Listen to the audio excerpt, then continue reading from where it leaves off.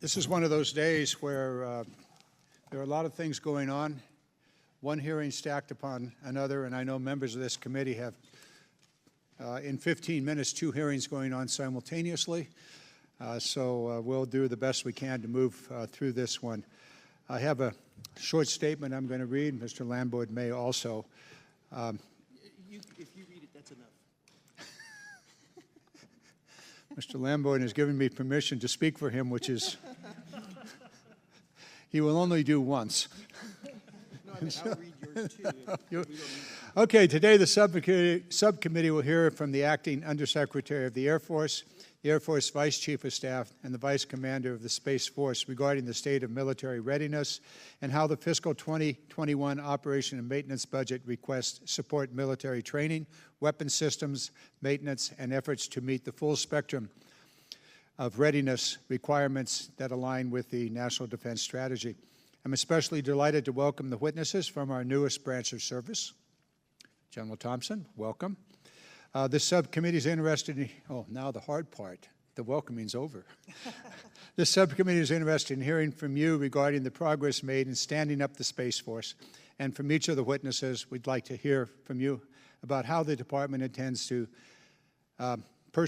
man, train, equip, fund, and sustain the Space Force without impact on the other tasks that you have. We understand that you are early in the process of standing up the Space Force, and that much work is in front of you, and therefore we desire to have today the ultimate plan presented to us. Not likely. For the past several years, we've heard the services raise their concerns with the state of the military's full-spectrum readiness after more than a decade of focusing on counterterrorism, counterinsurgency missions. The fiscal year 2020 enacted defense appropriation and the agreed-upon defense top line for 2021 represent significant increases in defense spending. I hope today our witnesses can discuss how these additional resources have been executed by the department and where we have seen progress in readiness and areas that still require additional attention. That said, this subcommittee is concerned that the department, and especially the Air Force, remain overly focused on long-term readiness through modernization programs. I feel that you must place more emphasis on investing in near-term readiness accounts that maintain and sustain the systems that we have in place today and will have for the next decade or longer. For example, last year the department only funded 88% of the requirement in your weapons sustainment account, and you did not meet aircraft mission capability standards across the service. In fiscal year 2021, the request for the weapons system sustainment accounts, the full funding will meet 87% of the requirement, a little less than last year. This subcommittee would like to hear from you how you intend to increase aircraft readiness while funding these readiness accounts to a lesser degree than last year. In addition, I'm concerned that the Air Force is still relying on overseas contingency operation funding to meet basic requirements. Notably, roughly 65% in fiscal year 2021 for weapon system sustainment is in the overseas contingency account. Depending on OCO funds for regular and well-understood requirements, such as depot maintenance activity, underlines how institutionalized the department's dependence on OCO funding has become. Going forward, the department and Congress both must be prepared for a world where this will change. And apparently, if the current negotiations in Afghanistan bear fruit, the change is coming sooner than later. Related to the budget request, several issues have caught our subcommittee's attention and that impact the readiness of the force. First, that old favorite, the F-35 sustainment. The Air Force has a stretch goal of achieving a cost per flight hour of $25,000 per hour in 2025. 25 and 25, I believe is the word you use. This committee would like to hear about specific initiatives that you are taking as a service to reduce these sustainment costs and to ensure that you can afford this weapon system as we continue to grow the fleet. The second issue is the aerial refueling tanker availability to meet combat commander requirements.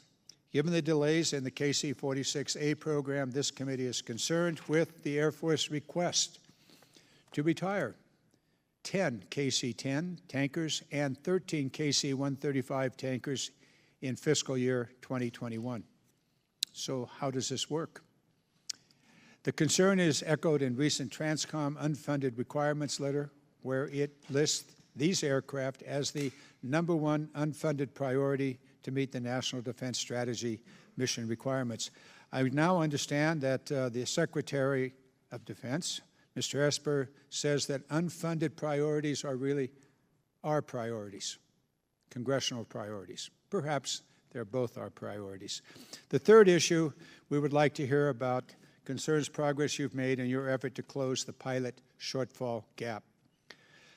Lastly, and as I said, this would be short, but it's not, I would be remiss if I didn't mention the actions taken by the Department last month that disregard Congress's constitutional authority to determine how the nation spends defense dollars. The decision to reprogram $3.8 billion away from military readiness and modernization efforts in order to construct a barrier on the southern border of the United States goes against the priorities of the National Defense Strategy and ignores decades of precedent regarding the reprogramming process.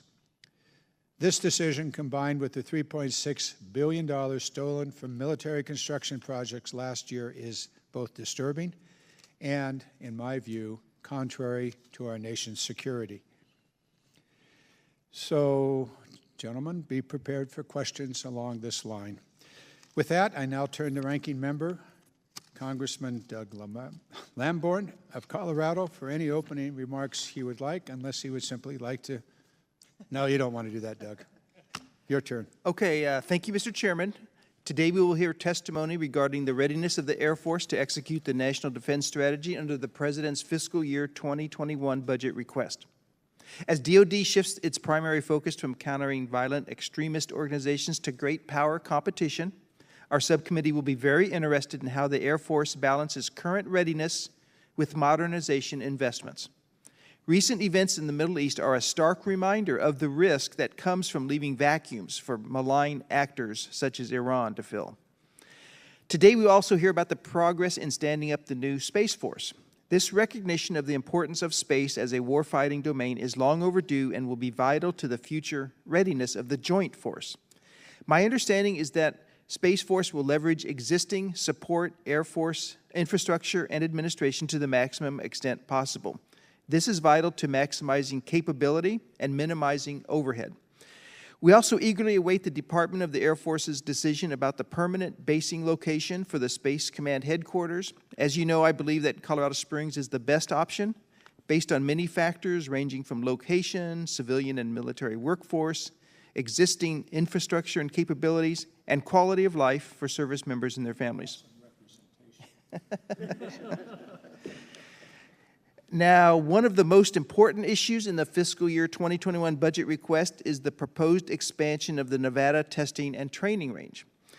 The subcommittee has already heard testimony regarding the importance of this range to support operational readiness. The proposed expansion would enable the Air Force to conduct more realistic training for fifth-generation platforms and engagements using precision-guided munitions. The use of land buffers will protect training resources while preserving natural habitats. I look forward to hearing from our witnesses regarding their progress with stakeholder outreach and engagement with the Natural Resources Committee since our last update. Issues with the fielding of 2 new platforms are creating challenges for the Air Force and adding strain to its already stretched budget.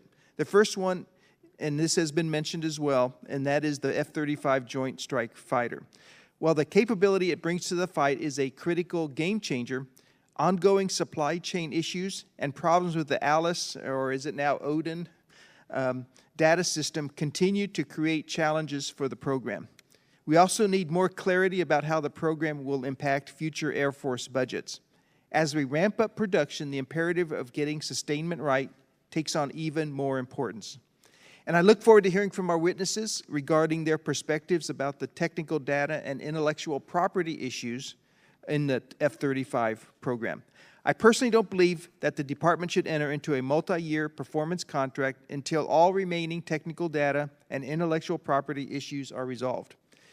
We would also benefit from your thoughts about how we can shift more sustainment responsibilities to the military departments.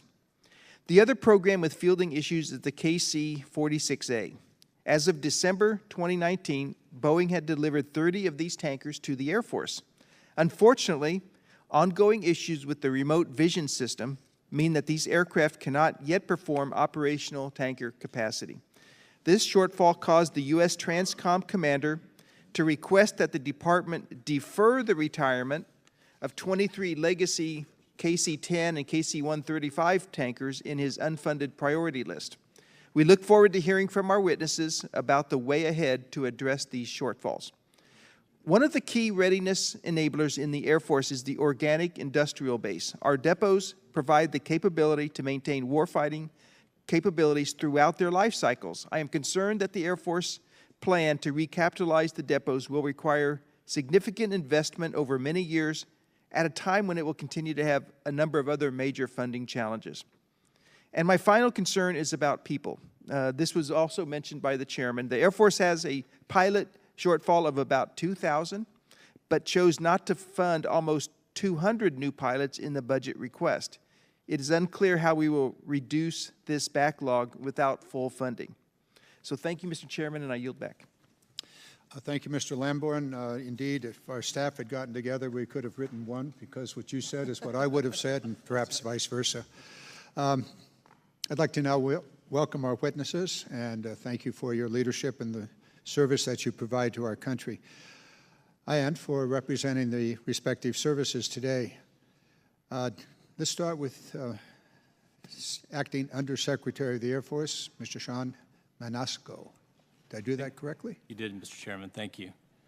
So, Mr. Chairman, Ranking Member Lamborn, distinguished committee members, thank you for the opportunity to be here today. So we never take your support for granted and appreciate the advocacy of this committee and what you provide to our air and space forces, and we're truly grateful. With the prepared statement in the record, allow me to open with just a few key points. Let me take that up. Without objection, all the written statements will be entered into the record. Great. So ordered. Great. The Department of the Air Force spent the better part of the last 3 decades in a readiness decline with a shrinking force and a procurement holiday. But the 2013 sequester was a major setback for the United States military, I think, as you are aware. And in fact, it did more to damage readiness than any enemy combatant in recent history. But in 2017, thanks to your leadership, that started to change. And over the last 3 years, through consistent budgets, steady top-line increases, and most importantly, your support, we arrested years of readiness decline and began to rebuild the force. Since April of 2018 alone, we increased readiness by 16% across the Department of the Air Force and 35% in our leading operational squadrons. I cannot overemphasize just how important stable and predictable budgets are to morale and readiness. They give us the ability to invest in new programs and to build combat-capable forces ready to compete, deter, and should deterrence fail, defeat those adversaries set upon disrupting our way of life. But we are still too small for what the nation has asked. With the rise of great power competition and the ongoing fight in the Middle East, the demand for air and space power continues to tax our force, driving trade-offs between meeting operational requirements and further restoring our readiness. As we look for new ways to invest in future capability while taking some near-term operational risk, we are prepared to make the necessary choices that are required. We are increasing manning levels in support of new fighters, new bombers, and cyber mission teams. We are funding our weapons systems sustainment and flying hour programs. And most importantly, we're dedicating money and personnel to form the backbone of our newest service, the United States Space Force. Success in the future requires us to make difficult decisions today, and we cannot do it alone. We ask for your help and continued support. And with that, sir, I look forward to your questions. Thank you very much.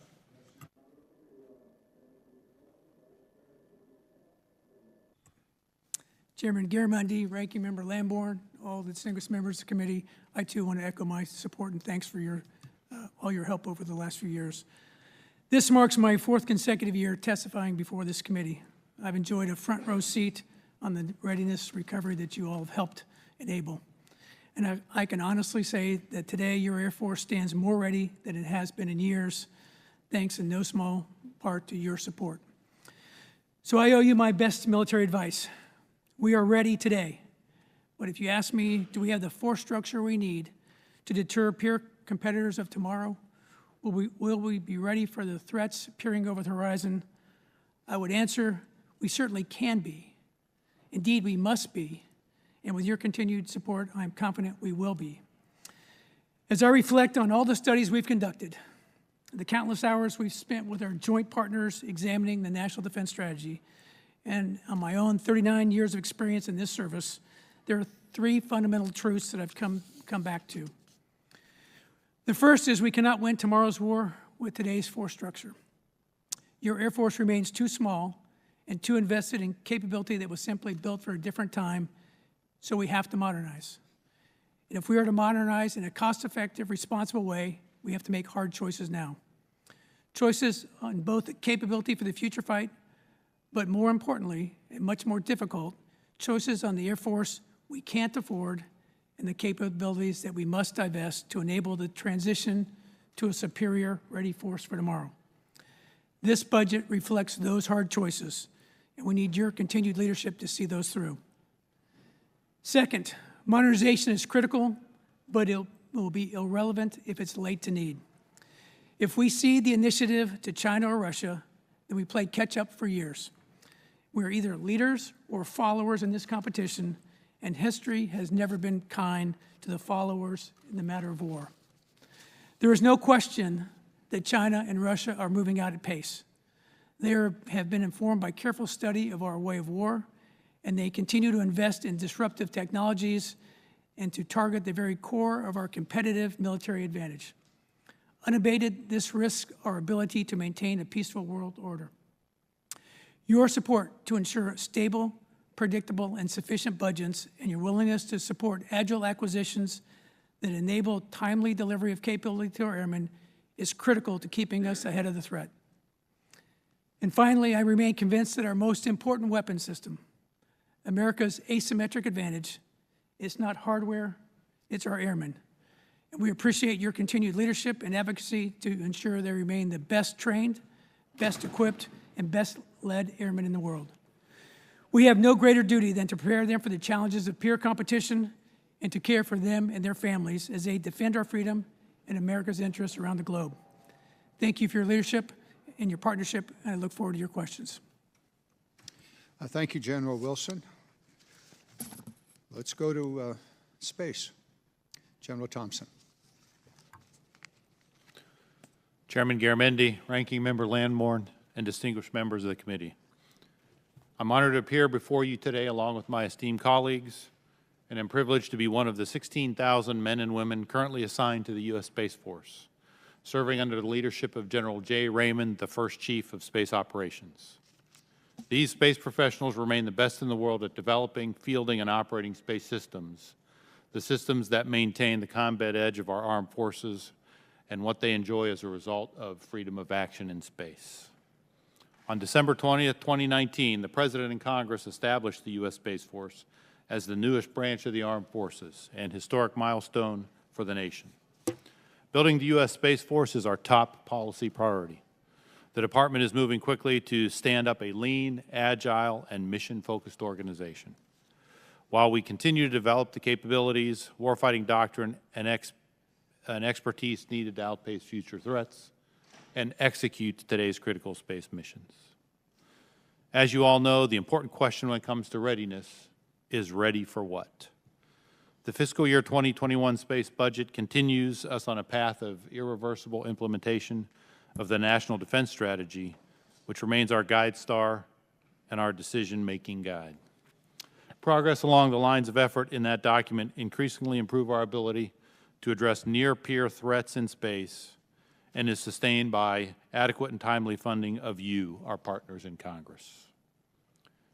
The U.S. Space Force is pursuing a strategy to ensure we can deter hostile action, defend and protect our interests, and if necessary, fight in, through, and from the space domain. This budget submission includes increased investment in 4 elements of that strategy. First, protecting and defending the highly capable satellite systems we depend on today. Next, fielding a robust architecture that's resilient under attack and delivers space capabilities through all phases of conflict. Then developing warfighters who are the essential part of winning the fight in the space domain. And finally, developing a broad range of options to respond with national security space capabilities if attacked. The Space Force is making significant investments to harden our assets and strengthen our posture in space and on the ground.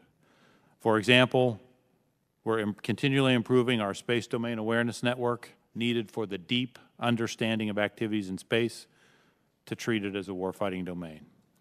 Second, fielding command and control tools that provide both warfighters and commanders awareness, flexible options, and responsive solutions in crisis.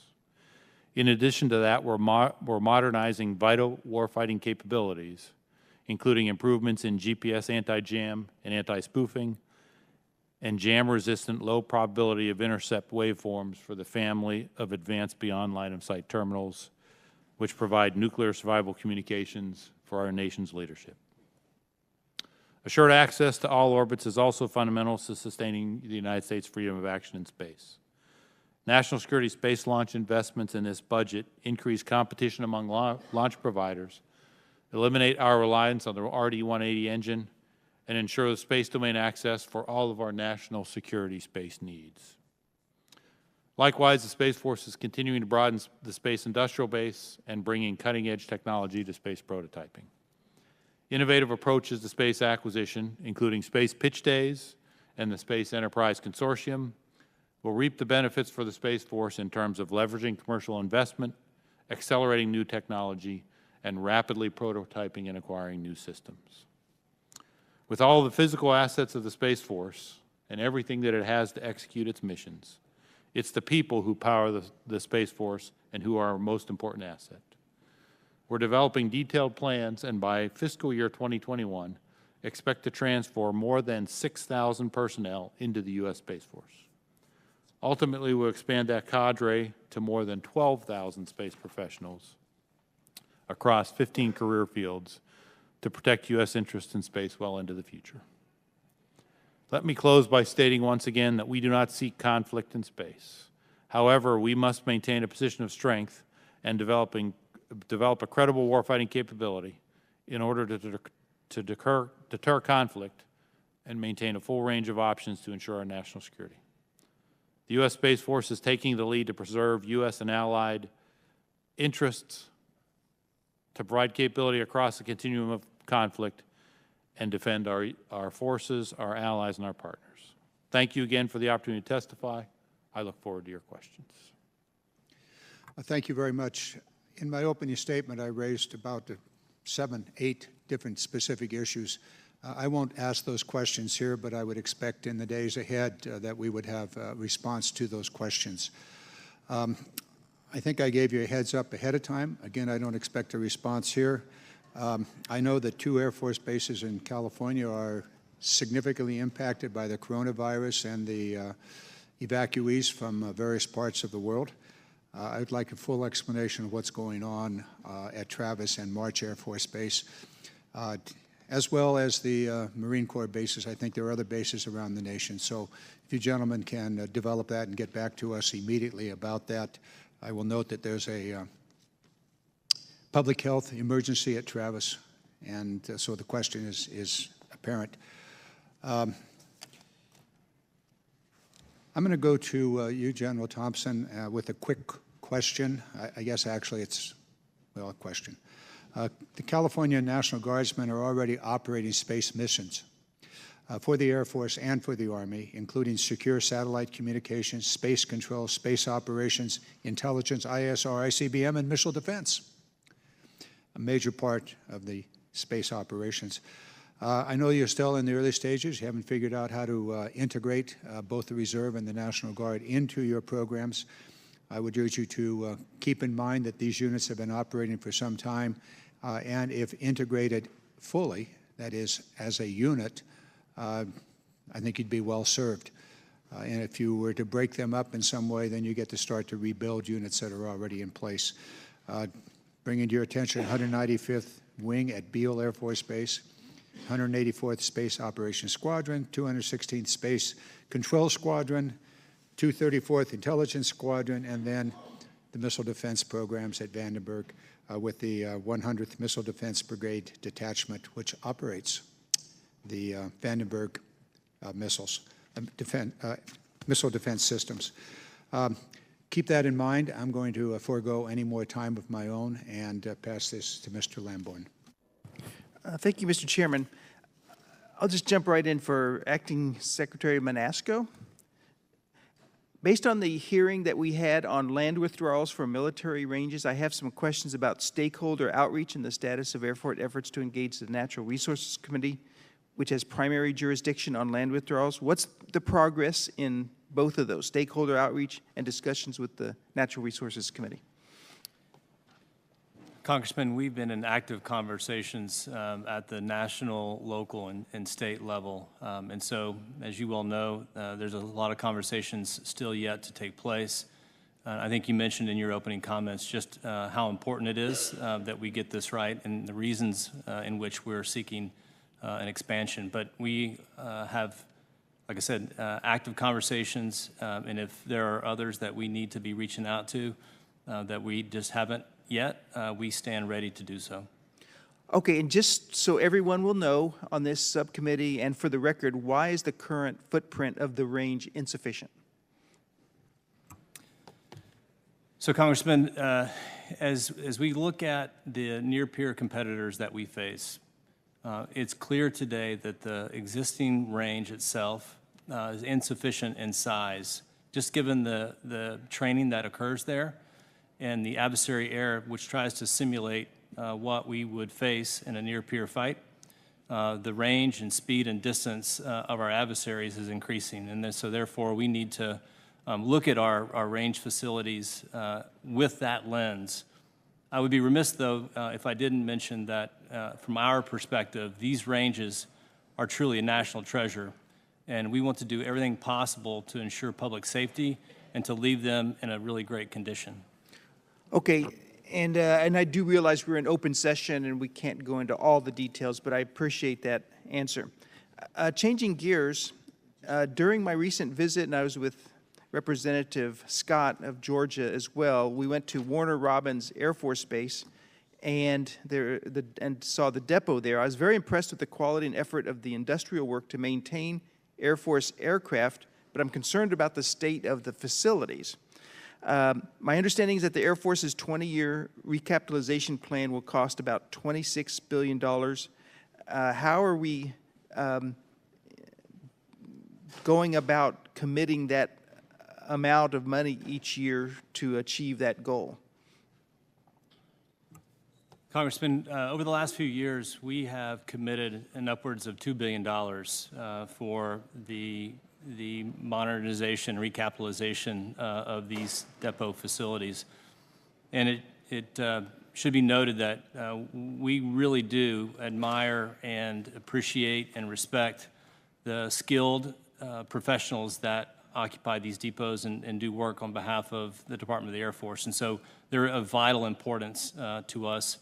And lastly, we are committed to living up to the 6% statute to be able to fund, again, their recapitalization in the future.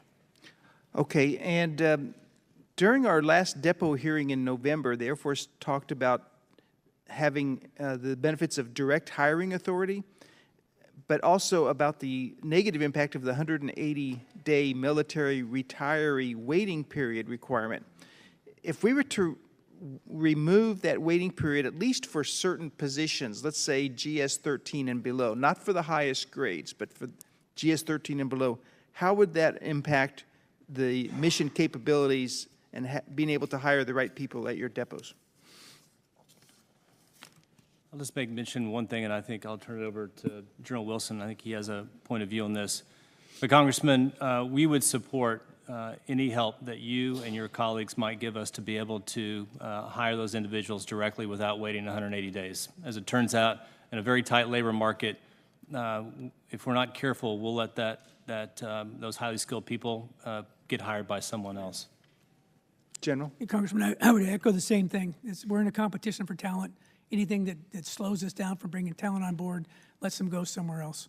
And so as we try and close that gap, we want to look for all the authorities to bring on people as quickly and as fast as possible. And I'll give you a good news story. We've done just that with your help. So some of your direct hiring authorities have allowed us to bring on people much faster. And we'd say maybe in the future we can work with the committee to see where we could expand that more broadly to bring on talent even quicker. Okay, thank you. Maybe we can address that in this upcoming NDAA. And lastly, for General Thompson, my understanding is that the Space Force currently has one member, General Raymond, but we will be gaining 60-some new officers when they graduate from the Air Force Academy in May.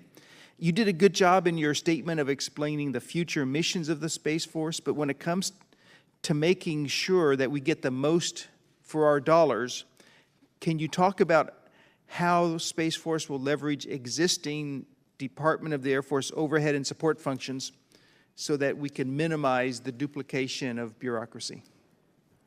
Yes, sir, thank you. And if I can, before that, I will say there are 16,000 other of us assigned, not yet transferred into, but anxiously looking forward to the day when perhaps we can join him as commissioned and enlisted members of the Space Force as well.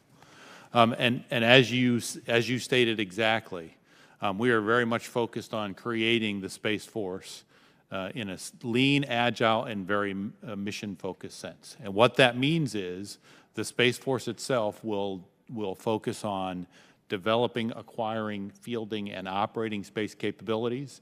That includes an intelligence enterprise required to conduct operations in space, as well as focused cyber warriors who will operate and defend and protect our cyber mission systems in space. Most of the remaining support will be provided by the Department of the Air Force and the United States Air Force in a similar manner to the way they do it today. Base operating support, physical security, civil engineering, our chaplains and JAGs and personnelists, all of that will continue to be provided by the United States Air Force so that the U.S. Space Force can focus on its mission. Our estimate today, when we look at the support functions and field agencies and other activities required to operate the Space Force, about 80% of that activity will continue to be provided by the U.S. Air Force under the leadership of the Secretary and the Department, while we focus on operations and the critical needs in space. Along that line, I'm sure there are thousands of decisions that have to be made. General Wilson, how are these decisions coming along, according to what Lieutenant General Thompson just said? Well, what I think you're seeing is a seamless integration between air and space, and we're going to continue to remain so. Secretary's been very clear that that's her number one priority, is to make sure that the Space Force is successful, and we're going to do everything we can to do just that. Thank you. Mr. Chairman, I yield back.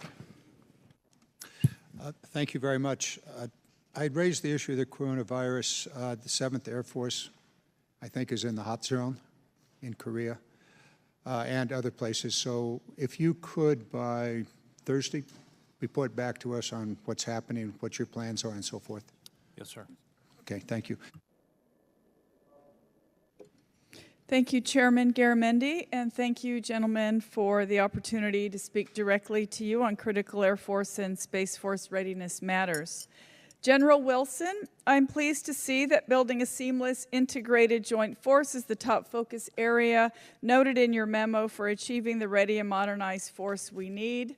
We all recognize the need to fully use our National Guard and Reserve and the value that investment brings to protecting our nation, our states, and our local communities.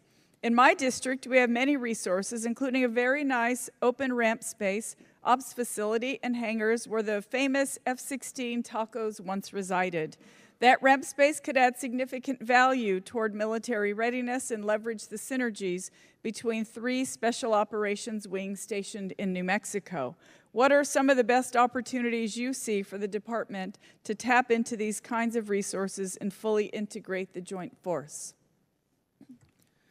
Congresswoman, as you know, across the whole force, we can't do any mission without the total force. That it takes active guard reserve across air, cyber, space, and all the missions across the different pieces of that. You know, if the chief were to say, if you were to go fly in a C-17 today in the Middle East, he couldn't tell if it was active guard or reserve because it takes, they're all there and they're doing that seamlessly. So we continue to look for missions that in New Mexico, of which the Guard could be a significant part of. They are in every mission area, and I think there'll be opportunities in the future of which we can continue to look for opportunities for New Mexico to do that. Thank you. I appreciate that commitment. General Thompson, it was noted in the very recent report to the committee that the DoD intends to establish several Space Force centers or center equivalents to execute space-unique functions that will be co-located with Air Force counterpart centers to the maximum extent practicable in order to leverage existing infrastructure and resources. I will note that my district is home to critical Space Force assets on Kirtland Air Force Base, such as the Space and Missile Center, Advanced Systems and Development Directorate, Space Rapid Capabilities Office, and key Space Force partners like the Air Force Research Labs, Space Vehicles, and Directed Energy Directorates. Given all those obvious synergies, would I be correct in thinking that bases like Kirtland, with its cutting-edge space capabilities, would be on the short list? Yes, ma'am. I'd like to say, as you listed, there are a tremendous number of capabilities at Kirtland Air Force Base today. It is a national center when it comes to science, technology, research, and development. You listed the research lab, our advanced development division, the Space RCO. Kirtland plays a tremendous role and has for many years in terms of prototyping, researching, and delivering new space capabilities for the nation. I have no doubt it will continue to play that role for the Space Force and well into the future. Thank you. Thank you for that. And how much time do I have? General Wilson, as the chairwoman of the National Parks, Forests, and Public Lands Subcommittee, I'm paying close attention. Excuse me. I'm paying close attention to the department's proposals that impact public lands that have great environmental value and are key to preserving irreplaceable Native American cultural resources and tribal history. In your view, can the proposed expansion of the Nevada training and testing range be carried out in a manner that both enhances military readiness and is compatible with stewardship of natural and cultural resources? And what are you doing to ensure that Native perspectives on this issue are fully considered? Congresswoman, the short answer is yes, I think we can, and we have to work together. So to bring in your local and tribal communities have to be part of the discussion and conversation, and I think we can effectively do that to preserve all the things you just mentioned, while we also expand the airspace to allow the type of training we need for peer competition. Thank you so much. And since I have just a few seconds left, I'll ask, while there is a clear readiness argument for the expansion, there are also significant concerns from many sectors. Can the expansions be phased in to allow time to work through the issues with other stakeholders, in your opinion? Yes, I think they can be phased in. Thank you. Chairman, I yield. Thank you. General Thompson, let me compliment you on the very adroit dance that you made in answer to the woman's testimony. Mr. Rogers. Thank you, Mr. Chairman. General Wilson, there's been some discussion about pursuing a long-term performance-based logistic contract for the sustainment of the F-35. Can you share your thoughts about that? Any concerns you may have with things like intellectual property and data rights? Yeah, Congressman, I'm not sure we have the data yet to be able to jump into a long-term performance-based logistics contract. And so we'll work with the JPO and all the stakeholders to, as we get better insights into the data, to be able to make a better decision on PBL going forward. So that's a longer range possibility. I believe so. Great. General Thompson, you'll be pleased to know I'm not making a pitch for headquarters in my district. However, if you want to, I mean, how can you, one of the things that drove us to create the Space Force was in the Air Force, there is a culture that's indoctrinated in every service member that you start from the time you join the Air Force, that your number one mission is space air dominance. And it should be. It's the Air Force. How can you ensure that as you stand up this new service, that you can indoctrinate that same mission priority of space dominance into the new members of the Space Force? And as a cultural thing. Congressman Rogers, thanks so much for that question. In fact, we have for decades been developing a space culture, and we have a space culture inside what was once the United States Air Force and is now the United States Space Force. That culture, however, was developed in a different time in a different area for a different set of missions in a different environment. It's only been in the last 6 or 7 years where we've truly embraced and understood the threat we face in space. And so have begun already developing the culture that is truly a warfighter's culture. And there are several ways that we have done it. The first is, and obviously was the acknowledgement of the leaders and the nation that it was a warfighting domain. The next thing we did is we've already overhauled our training system. Our training system is now focused on threats in space, the development of tactics, techniques, and procedures to address those threats, and ensuring we can deliver capabilities across all of the spectrum of conflict. We've also more closely integrated ourselves with other warfighters, first in the Air Force through Red Flag and some of the advanced training exercises we do, but also the Joint Force through Tier 1 exercises. I will argue there's great value in understanding the cultures of other warfighters that they themselves have different cultures, but understand what it means to develop a plan, to understand your role in the plan, how you're going to develop contracts with other warfighters, and that's been of value as well. Yeah, I was very pleased, and the committee would be interested to know, in talking with General Raymond a couple of weeks ago, I mentioned, because Air University is in Alabama, that I thought that we should enhance the space curriculum and rename it Air and Space University. And he gently pushed back and said, no, we want our own university. Yes, sir, you need some of that. And we'll still use the Air Force Academy as our service academy, but as far as continuing education, and I think that's a great example of saying, no, I want to build my own culture. Yes, sir, and we've created our own space flags, and we have our own war games. Those are the sorts of things we must continue to do. Okay, lastly, you talked about growing the number of professionals over the time by 12,000. Is that civilian personnel you're talking about? Sir, that's all of the above. Okay. Right now, in fiscal year 21, we plan to transfer in, I'm sorry, let me make sure I get the numbers right. I've got it written down. In 21, it's about 3,500 civilians, and it's 6,430 military. Over the course of the Future Years Defense Program, it's going to be about 8,100 military and 4,200 civilians. So it is a mixture, as you see, to get to that 12,000. It will be both. Now, I should also say, civilians will be assigned to the Space Force. Like in the Department of the Navy, all civilians will be Department of the Air Force civilians, but they'll be assigned in the Space Force. Great. Thank you for your service. Now you'll back. Mr. Rogers, in answer to your question, my grandson, I asked him last week where he intended to go to college. He's a senior, and he said, wherever I can get the best education to get into the Space Force.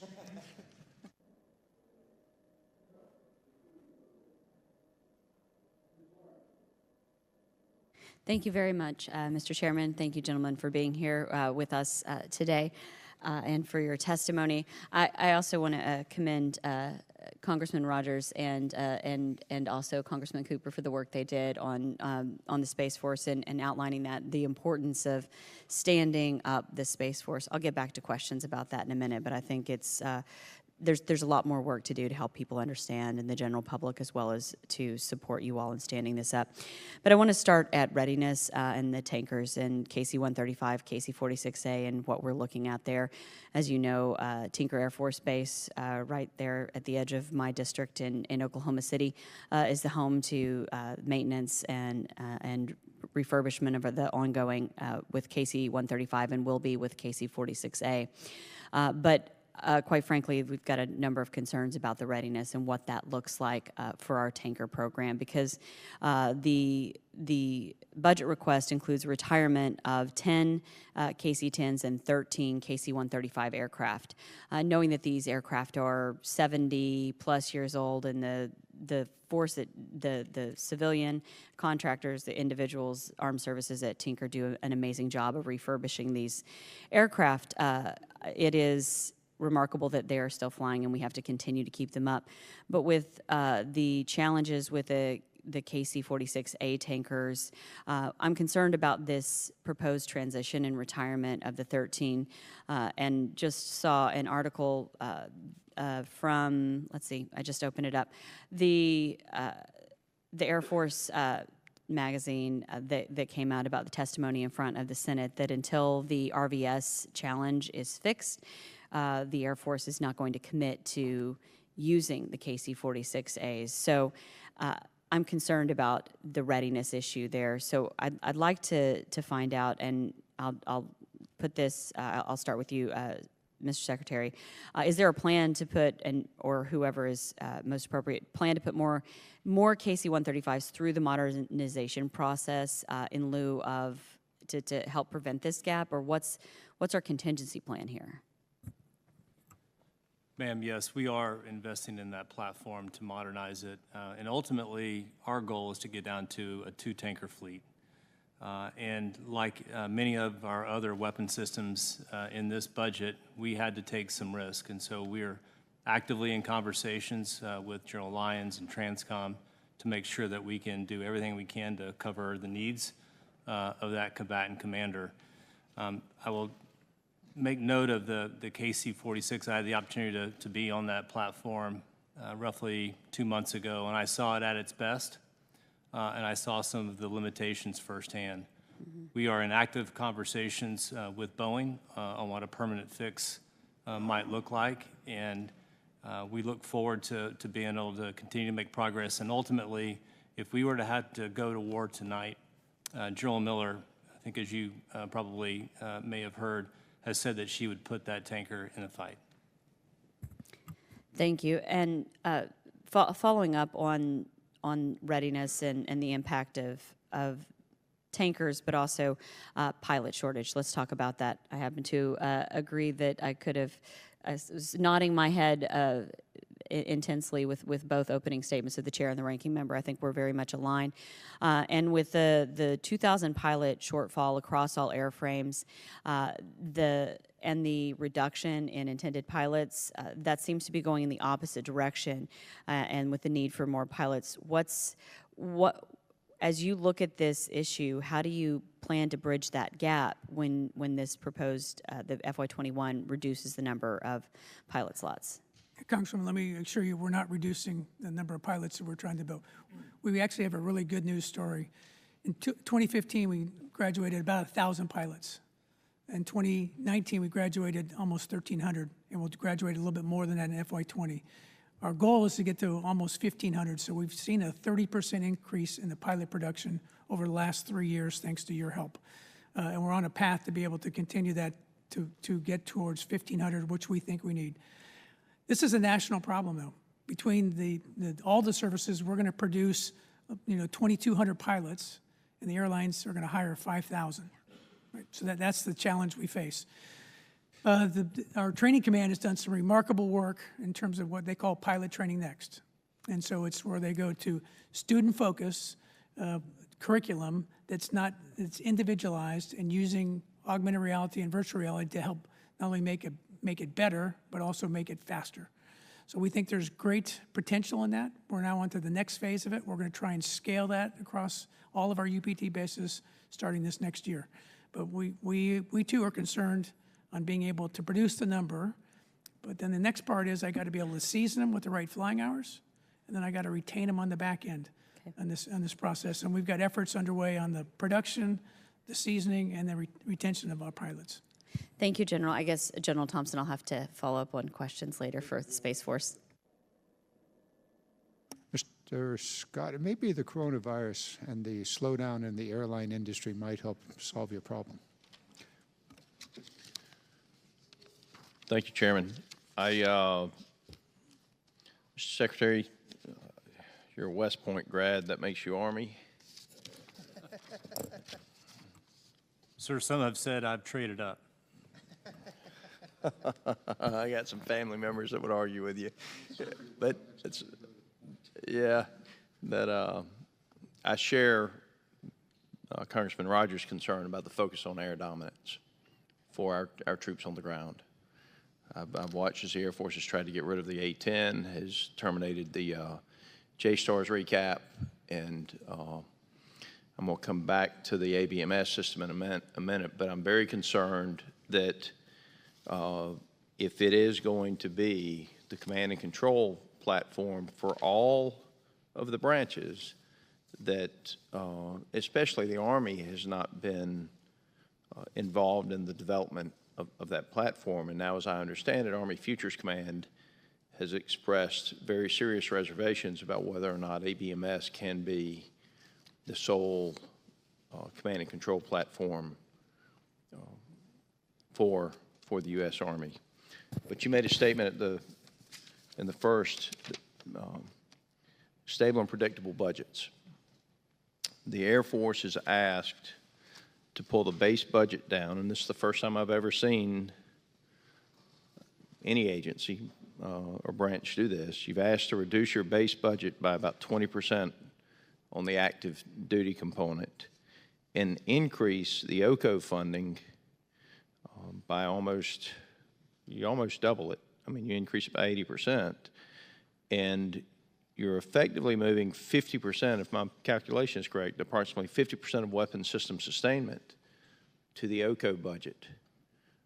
What is the reasoning for this, and isn't this, from the weapons system sustainment standpoint, this is contrary to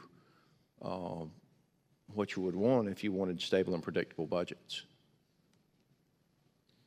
So let me start by saying, yes, as a young man, I was a soldier, and my middle son is a soldier. And so the efforts that we have underway with ABMS, we are absolutely committed to making sure that we do what we have to do to support troops on the ground. So I want to just start there.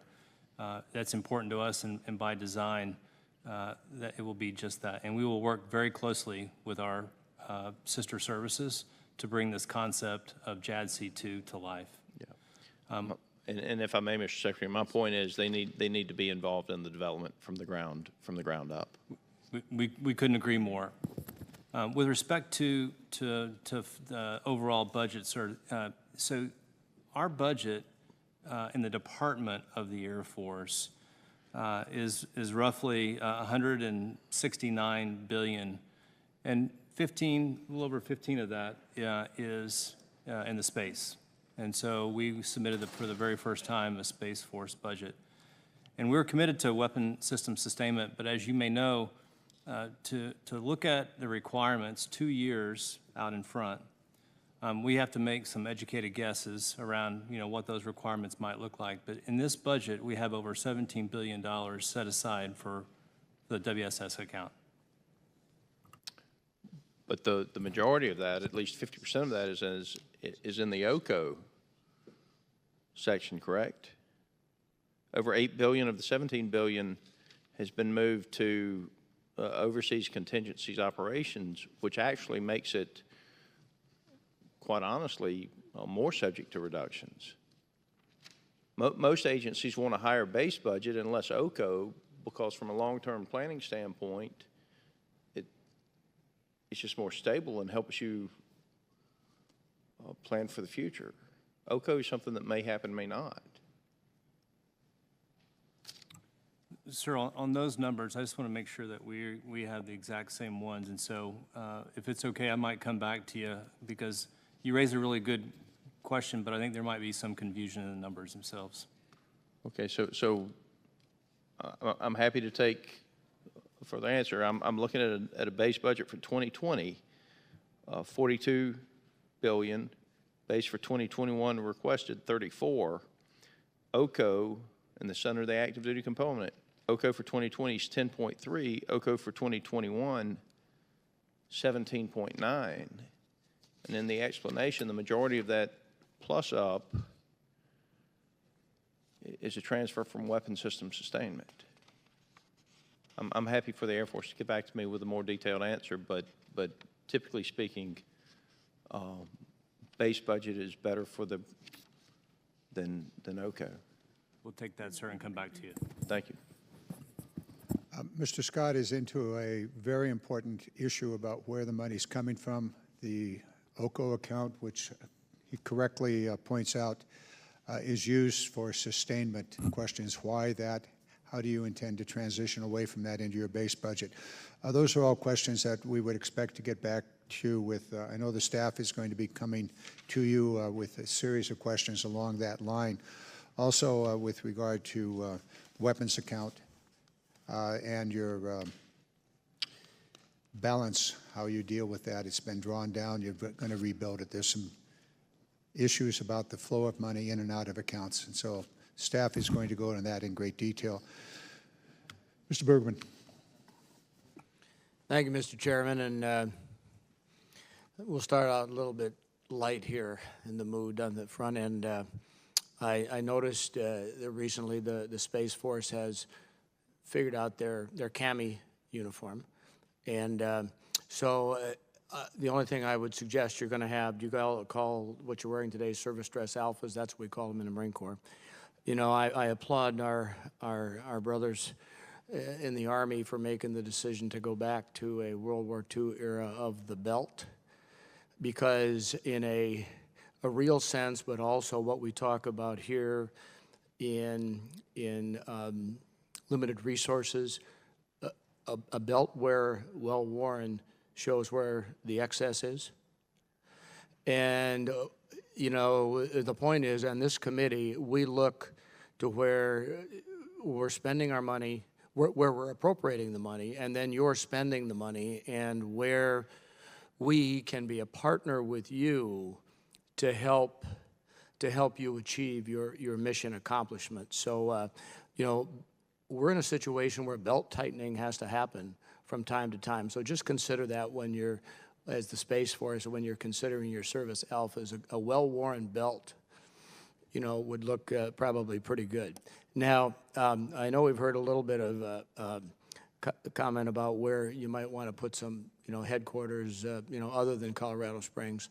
But, you know, I'm not suggesting we don't put it there, but I guess as you look at Space Force, are there any opportunities or considerations for, let's say, a northern tier presence as we look at things, like not building new bases necessarily, but using capabilities that already exist to look at what you're going to be doing as a Space Force to counter hypersonics, which is, you know, horizontal launch, or, you know, difference in vertical launch, or telemetry as you're matching the satellites with autonomous vehicles on the ground, or anything like that? Is there anything that you care to share with us at this end as far as the future? Congressman, yes, if I can. In fact, as a result of the establishment of the Space Force, and as we develop the organizational structure associated with it, field commands, what we've done in essence with that and with Headquarters U.S. Space Command basing is we're now going to take a holistic look at all of the potential options, all the potential locations. We've been directed to go back, open up the aperture, and look at all of them. And so that includes bases. It includes perhaps some non-traditional locations. We will absolutely establish the criteria we need for each of these organizations and then base them accordingly. Yeah, is one of those criteria going to be potentially, not necessarily co-locating with, but at least sharing facilities with commercial space? Sir, we're going to develop all of those criteria. Some of those may be exactly opportunities with commercial space. They may be opportunities with civil space. They may be opportunities with, certainly will be opportunities with the Air Force, perhaps other organizations. We're absolutely, we've been challenged by our leadership to look at that whole problem a little differently than we have in the past. Okay. Well, I look forward to, you know, as you move forward with those decisions, how you're going to marry in the public and private sector, if you will, to get the capabilities up to speed as quickly as possible, leveraging, you know, in this case, private sector technologies. I want to switch subjects here for my last, you know, few seconds. This budget request increases pay for flying hours by $6.6 billion.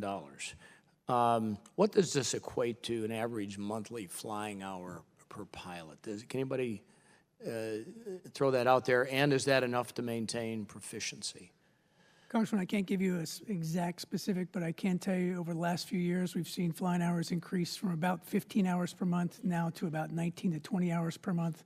Now that's seat in the airframe? That's seat in the airplane. Okay, and how many simulator hours is that pilot getting a month to, let's say, do the mission prep, all of that in the simulator, where it's a whole lot cheaper and a better training environment than before they strap it on and get airborne? Yeah, Congressman, we're balancing both, right? Because we're also upgrading our simulators to be able to do this, so I can connect virtually and actually do large force exercises connected, distributed through simulators. And so simulators and moving forward with our sim infrastructure is a big part of it, but we're balancing both to be able to do it in sim as well as There's nothing like doing it in the air, but real time. Yeah, and we're in an unclassified setting here, so you know that the training and capabilities that we're going to need in our pilots with the airframes we're flying like the F-35 and others, whether they be manned or unmanned, that best training initially to get them switchology, if you will, or thinkology, or whatever you want to call it, is going to be the first phase in the simulator. And I guess the only thing I would, and I'm pretty sure you would agree with this, that you can create an airframe quicker than you can create an experienced pilot. I agree. Okay, so as we go forward in pilot retention, knowing that the market for commercial pilots is going to be good and the family always gets a vote, as we leverage that experienced pilot and keep them in a seat, whether it's in a Air Guard unit, whether it's in an Air Force Reserve unit, whatever it is, I want to compliment the Air Force, where when you went with the associate squadrons well over a decade ago, and because that's the model going forward. But with that, Mr. Chairman, I yield back. Thank you. I would ask you a question, sir. Where you learned in the Marine Corps about the purpose of a belt? Our Class A uniforms have always had an external belt. Look at, just put, since the Navy's not here to defend themselves, I'm just going to have a Marine office, since we're both, by the way, Department of the Navy. So, by the way, if the Space Force wants any tips and tricks about dealing as a department within a bigger department, the Navy wears the double-breasted, navy blue coat, and sometimes it is a good camouflage in its own right. Whereas the belt on the Marine Corps, we are a very physical service. So that's where I was going with the belt. I appreciate the information. It is invaluable. Gentlemen, we have another hearing going on simultaneously to which two of us or three of us should be attending. There are a series of questions. I draw your attention to Mr. Lamborn's opening statement, in which he raised several points, as did I. We have concerns about all of these issues. Staff will be back with you, and the questions I've asked, one of them is very timely, the corona, how it affects readiness. I mentioned Korea, Italy, United States, so forth. So please get back to us with that. At this point, this meeting is adjourned. Thank you very much for your testimony. Oh, my pleasure.